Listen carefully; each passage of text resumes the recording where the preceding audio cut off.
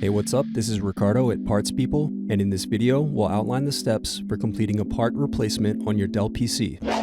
Visit our website and use this coupon for a 5% off discount.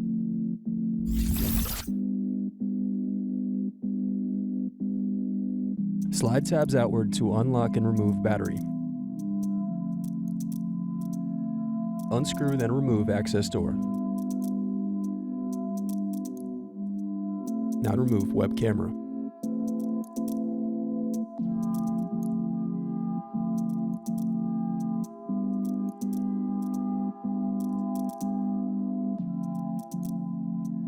Thanks for watching.